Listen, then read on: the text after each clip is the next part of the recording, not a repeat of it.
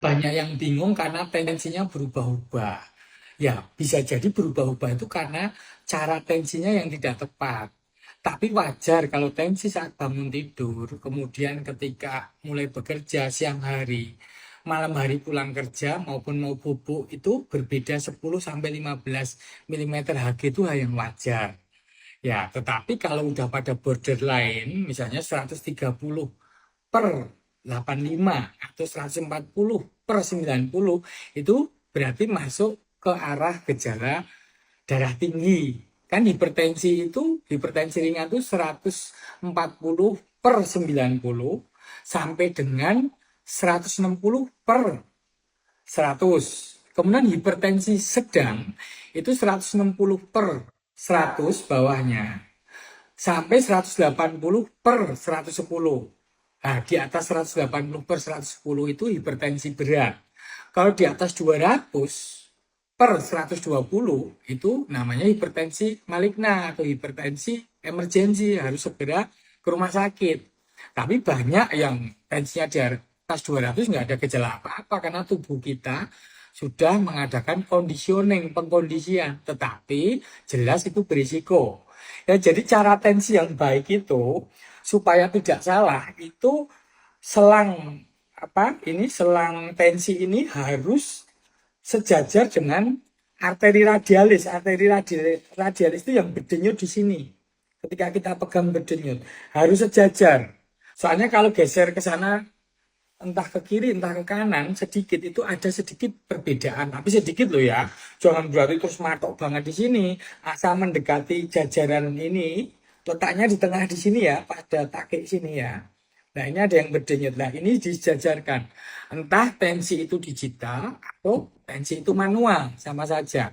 Kalau tensi digital kan sekali pencet sudah keluar berikut denyut nadinya. Nah, kalau tensi manual itu denyutnya didengarkan pakai stetoskop, pakai auskultasi ya. Itu kalau deg pertama itu sistolik namanya.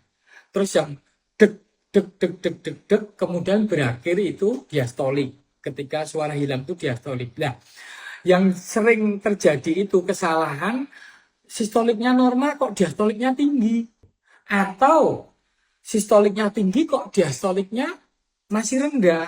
Ya, memang ada hipertensi sistolik dan ada hipertensi diastolik.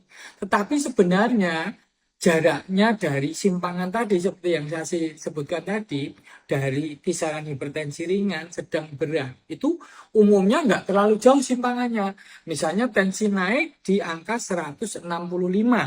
Biasanya diastoliknya memang kisaran 100, 105 atau mungkin 98. Nah, tapi kalau dia sistoliknya kok 165 kok diastoliknya 85, ya itu jarang kecuali pada orang tua. Ya, bagi rekan muda biasanya derajat sistolik sama diastolik itu sejajar. Jadi kalau sistolik naik, diastoliknya ikut naik. Ya, jadi kalau kok ada perbedaan terlalu jauh, sistolik sama diastoliknya terlalu mendekat, itu minta tolong suster atau dokter untuk tensi ulang. Ya, dan kalau misalnya kok ketahuan dalam dua tensi itu berbeda, lebih baik dilakukan tensi dengan kondisi istirahat, entah duduk nyantai atau berbaring. Apalagi bagi yang punya white coat hypertension, yang kalau di tensi suster sama dokter kok suka tensinya gampang naik. Nah, itu boleh lakukan sendiri di rumah kalau punya tensi digital, tapi peletakannya harus tepat di sini. Ya, dan ketika memang ragu, hasilnya bisa diambil rata pagi, siang, dan malam. Mana sih tensiku yang rata itulah, itu sebagai simpulan suatu saat bisa didiskusikan ke dokter.